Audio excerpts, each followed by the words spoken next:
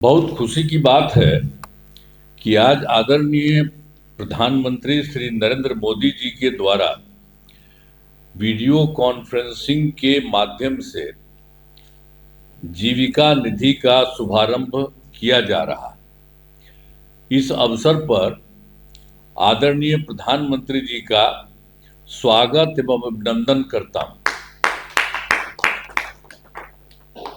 इस काम से स्वयं सहायता समूह की जीविका दीदियों को लोन की राशि मिलने से सुविधा होगी। राज्य सरकार ने इस काम के लिए 1,000 करोड़ रुपए की स्वीकृति दी है,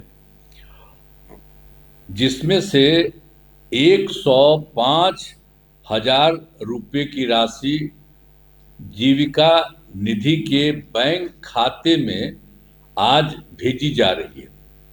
और खुशी की बात है कि इसके लिए आगे केंद्र सरकार भी 110 करोड़ रुपए की सहायता देगी।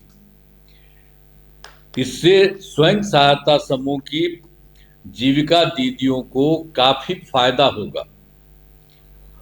अब कुछ और बात हम करना चाहते हैं कि भाई हम लोगों की तो सरकार बनी थी 24 नवंबर 2005 को, और उसके पहले वाला तो कोई काम कुछ नहीं किया था, लेकिन उसी में हम लोगों ने मिल करके एक साथ सब काम किया। अब महिला सशक्तिकरण पर जोर दिया गया है। अब फिर वर्ष 2006 में पंचायती राज संस्थाओं का और वर्ष 2007 में नगर निकायों में महिलाओं को 50% का हम लोगों ने हर जगह सुरक्षित कर शुरुआत करा दिया। अब फिर वर्ष 2013 से पुलिस में महिलाओं को 35% आरक्षण किया गया, और फिर 2016 में महिलाओं को सरकारी नौकरियों में 35% आरक्षण दिया गया। अब पहले बिहार में स्वयं सहायता समूह की संख्या बहुत कम थी। ये तो देश भर का चीज एक ही साथ था, स्वयं सहायता समूह। लेकिन हम लोग तो बाहर जब भी रहते थे दिल्ली में तो देखे थे, लेकिन जब यहाँ हम बन के आए तो यहाँ भी देखने के लिए गए तो देखा कि यहाँ संख्या बहुत कम है। तो उसी स्थिति में हम लोगों ने उसको देखते हुए स्वयं सहायता समूह की संख्या जो कम थी, तो 2006 में ही विश्व बैंक से कर्ज लेकर राज्य में स्वयं सहायता समूह का गठन किया गया, आज जिसे हम लोगों ने नाम भी दिया जीविका। अब स्वयं सहायता समूह की संख्या लगभग 11 लाख हो गई है स्वयं सहायता समूह में, और जो हम लोग जीविका नाम दिया जीविका दीदियों का, तो उनकी संख्या हो गई है 1,40,00,000। इसके बाद फिर हम लोग 2024 में शहरी क्षेत्रों में भी स्वयं सहायता समूह का गठन और उसी में जीविका दीदियों का किया गया। तो उसके लिए जो काम शुरू किया गया है, तो अभी तो कुल मिला करके जो स्वयं सहायता समूह की संख्या 37,000 हो गई है, और जिसमें जीविका दीदियों की संख्या हो गई है 3,85,000 हो गई है। अब तेजी से काम चल रहा है, लगातार जारी है, तो ये भी अब काफ़ी अच्छी संख्या में होगी। अब हाल ही में महिलाओं के रोजगार के लिए एक नई योजना, जो महिला रोजगार योजना की स्वीकृति दी गई है, जिसमें हर घर की एक महिला को रोजगार शुरू करने के लिए 10,000 रुपये की राशि दी जाएगी, और जिनका रोजगार आज चलेगा उन्हें 2 लाख रुपए तक की अतिरिक्त सहायता भी दी जाएगी। यह काम इसी सितंबर माह से शुरू होगा। अब कुछ दिन पहले राज्य सरकार ने कई नए निर्णय किए हैं, हम लोगों ने इधर हाल में भी किया है। तो इसमें जो है सभी वृद्ध जनों, दिव्यांग जनों और विधवा महिलाओं को मिलने वाली पेंशन की राशि को 400 रुपये की जगह उसको बढ़ा करके हम लोगों ने 1,100 रुपये कर दिया गया। और फिर एक बात और था जो पहले ही हम लोगों ने तय किया 2018 में, हर घर बिजली पहुंचा दी। अब पहले तो हम लोगों की सरकार आई थी, वहां पर इतना कम था कि यहाँ पटना तक में भी कुछ नहीं था, 8 ही हजार कुछ थोड़ा बहुत था।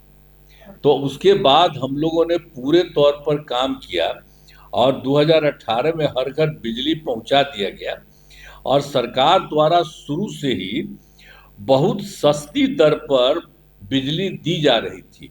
अब इसी साल हम लोगों ने, राज्य सरकार ने यह तय कर दिया कि अब सभी घरों में बिजली मुफ्त देना देना शुरू कर दिया हम लोगों ने। अब मुफ्त ही दिया जा रहा सब लोगों को, ये भी किया जा रहा, तो इसे लागू भी कर दिया गया है। और फिर दूसरी बात है कि 2020 में तो हम लोगों ने तय किया था युवाओं को 10 लाख सरकारी नौकरी और 10 लाख रोजगार। तो अभी वर्तमान में जो सरकारी नौकरी है उसका तो 10 लाख पूरा हो गया है, लेकिन जो रोजगार वाली बात थी वो बढ़ते बढ़ते हो गया है 39 लाख। तो अब हम लोगों का है कि इसी साल चुनाव के पहले तो अब ये 50 लाख से भी अधिक नौकरी और रोजगार हो जाएगा। अब तय किया गया है, इसी के लिए हम लोगों ने आगे तय कर दिया, जो पहले किया था 10-10 ही, अब उसका तो 50% होने जा रहा है। तो अब इसीलिए हम लोगों ने यह भी तय कर दिया है कि अगले 5 वर्षों में 1 करोड़ युवाओं को नौकरी और रोजगार दिया जाएगा।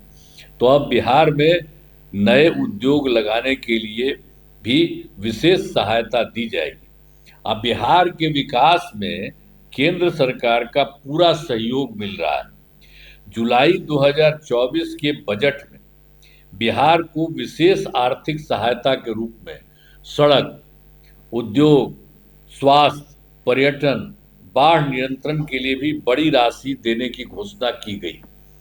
और उसके बाद फरवरी 2025 के बजट में बिहार में मखाना बोर्ड, एयरपोर्ट की स्थापना, पश्चिमी कोसी नहर के लिए वित्तीय सहायता आदि की घोषणा की गई है।